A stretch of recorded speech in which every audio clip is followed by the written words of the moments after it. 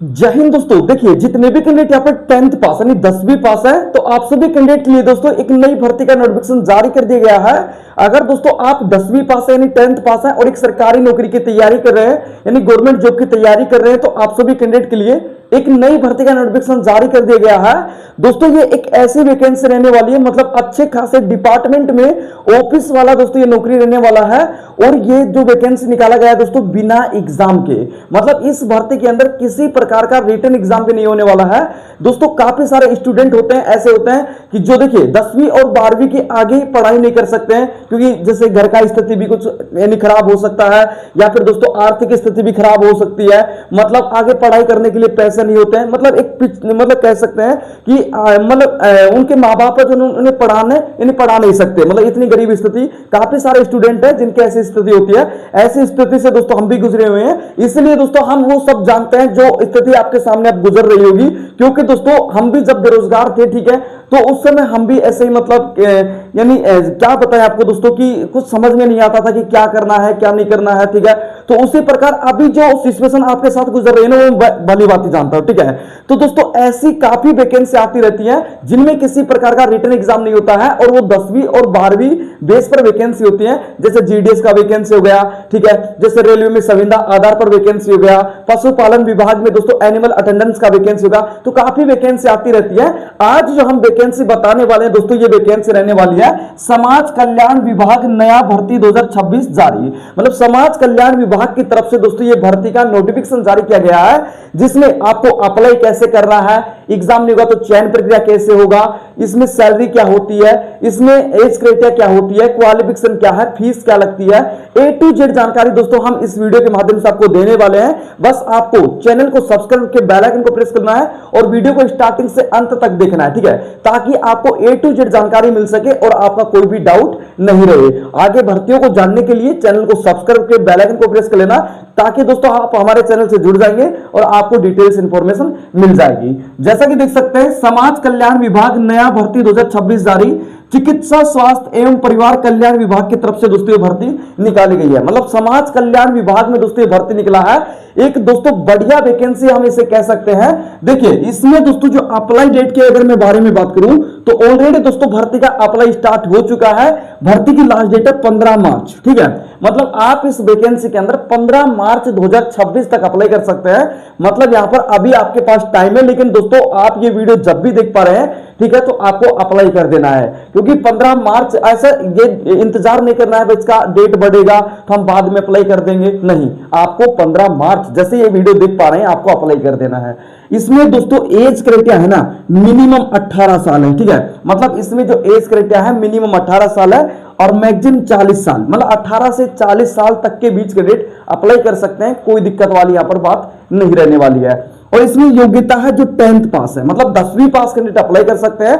10वीं के अलावा दोस्तों आपने आगे कुछ भी कर रखा हो, ठीक है, तो अच्छी बात है। देखिए काफी सारे स्टूडेंट ऐसे होते हैं जो 10वीं 12वीं के बाद पढ़ाई नहीं कर सकते, क्योंकि उनकी स्थिति घर की स्थिति खराब होती है, आर्थिक स्थिति खराब होती है, इसलिए कुछ कुछ वैकेंसी आती है जिनमें आपको तैयारी भी नहीं करना होता है, मतलब एक फॉर्म आपको डाल देना होता है, एक आपको फॉर्म डाल देना होता है, उसके बाद दोस्तों आपको कुछ भी नहीं करना होता है। जैसे देखिए फीस के बारे में बात करें तो ऑल कैटेगरी 0, मतलब दोस्तों इस भर्ती के अंदर फीस भी नहीं लग रहा है। आप किसी भी कैटेगरी से बिलोंग करते हो, जर्नल, ओबीसी, ईडब्ल्यूएस कैटेगरी, तो यहां पर दोस्तों फॉर्म भरने की जो फीस है वो भी नहीं लग रही है, ये भी सबसे बड़ी बात रहने वाली है।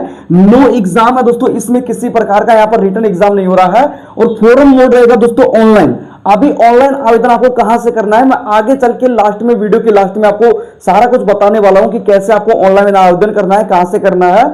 और देखिए पद का जो नाम है, इसमें जो आपका पद है वो कौन सा रहेगा, कौन से पद पर यह भर्ती निकाली गई है, तो समाज कल्याण विभाग में दोस्तों ये जो वैकेंसी है सिक्योरिटी गार्ड के पद पर भर्ती का नोटिफिकेशन जारी किया गया है, यानी सिक्योरिटी गार्ड के पद पर दोस्तों ये भर्ती निकाली गई है। और टोटल पोस्ट के बारे में बात करें तो 1404 पदों पर यह भर्ती निकला है, ठीक है, यानी टोटल जो वैकेंसी निकली है ऑल इंडिया की वैकेंसी है, 1404 पदों पर वैकेंसी है। और इसमें आप ऑल इंडिया कहीं से भी बिलोंग करते हैं, ठीक है, यानी ऑल इंडिया कहीं से भी बिलोंग करते हैं, मेल कैंडिडेट हो या फिर फीमेल कैंडिडेट हो, आप बेझिझक होकर दोस्तों इसमें फॉर्म अप्लाई कर सकते हो। लेकिन बस आप 10वीं पास होने चाहिए और आपकी मिनिमम एज 18 साल होनी चाहिए, ठीक है, मतलब 10वीं पास और 18 साल के आप होने चाहिए, तो आप इस भर्ती के अंदर फॉर्म अप्लाई कर सकते हैं। सैलरी दोस्तों इसमें होता है 10,000 से लेके 20,000 तक, ठीक है। मतलब 10,000 से लेके 20,000 तक इसमें सैलरी होता है। और ये थर्ड पार्टी, ठीक है, यानी थर्ड पार्टी जॉब है दोस्तों, ठीक है। यानी दोस्तों मतलब क्या है कि थर्ड पार्टी जॉब ये है कि आपको 2 से 3 साल तक यहां पर ये जॉब आपको दे दी जाती है।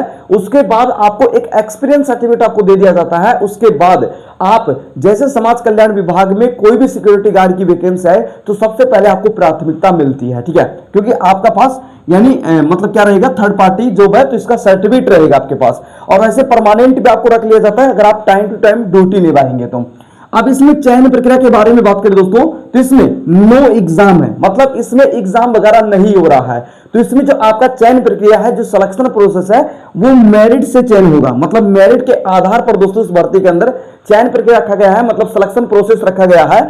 मेरिट से चयन का मतलब यह है कि आपकी 10th की जो परसेंटेज है ना, यानी जो 10th की आपकी जो परसेंटेज है, ठीक है, 10वीं की जो परसेंटेज है, उसके आधार पर इस भर्ती का चयन प्रक्रिया रखा गया है। मतलब 10वीं में आपका जितना ज्यादा यानी परसेंटेज रहेगा उतना ज्यादा आपका चांस बनेगा भर्ती के अंदर सिलेक्शन होने का।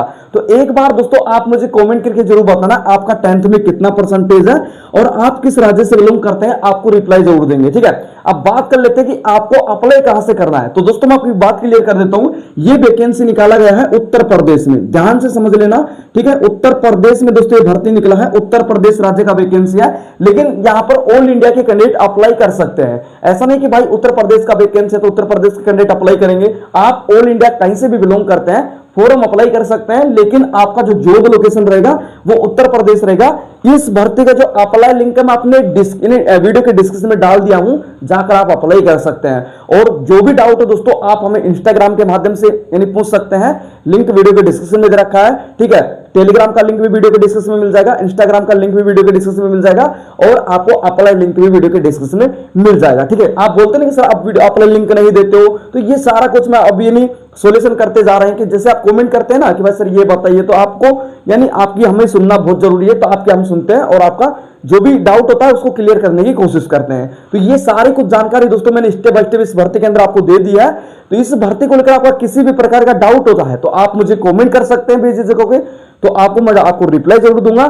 फिर मिलते हैं गवर्नमेंट नए वैकेंसी के साथ, तब तक के लिए जय हिंद, वंदे मातरम।